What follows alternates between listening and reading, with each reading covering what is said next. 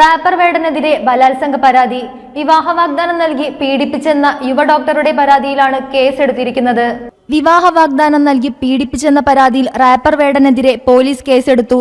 യുവ ഡോക്ടറുടെ പരാതിയിലാണ് കൊച്ചി തൃക്കാക്കര പോലീസ് കേസെടുത്തത്. 2021 ഓഗസ്റ്റ് മുതൽ 2023 മാർച്ച് വരെ വിവിധ സ്ഥലങ്ങളിൽ എത്തിച്ച് പീഡിപ്പിച്ചെന്നാണ് പരാതി. പരാതിയിൽ പോലീസ് അന്വേഷണം ആരംഭിച്ചു.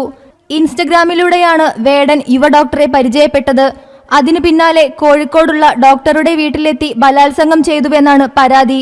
തുടർന്ന് ഇവരെ വിവാഹം കഴിക്കാമെന്ന് വാഗ്ദാനം നൽകി വിവിധ ഇടങ്ങളിൽ വെച്ച് പീഡിപ്പിച്ചെന്നാണ് പരാതിയിൽ പറയുന്നത്. 2023 അവസാനമായപ്പോൾ ചില കാര്യങ്ങൾ പറഞ്ഞ് വേടൻ തന്നെ ബോധപൂർവം ഒഴിവാക്കിയതായി യുവ ഡോക്ടർ പറഞ്ഞു. അതിനുശേഷം താൻ വിഷാദാവസ്ഥയിലായെന്നും ചികിത്സ തേടിയതായും ഡോക്ടറുടെ മൊഴിയിലുണ്ട്. നേരത്തെ തന്നെ വേടനെതിരെ മീറ്റു ആരോപണം ഉയർന്നിരുന്നു. News desk media vision. KSFE നിക്ഷേപങ്ങൾക്ക് ഇപ്പോൾ ഉയർന്ന പലിശ. സ്ഥിര നിക്ഷേപത്തിന് 1 വർഷത്തേക്ക് 8.5% പലിശ. ചിട്ടിയുടെ മേൽബാധ്യത നിക്ഷേപമാക്കിയാൽ 9% വരെ പലിശ. വന്ദനം നിക്ഷേപ പദ്ധതി 56 വയസ്സ് മുതലുള്ള മുതിർന്ന പൗരർക്ക്.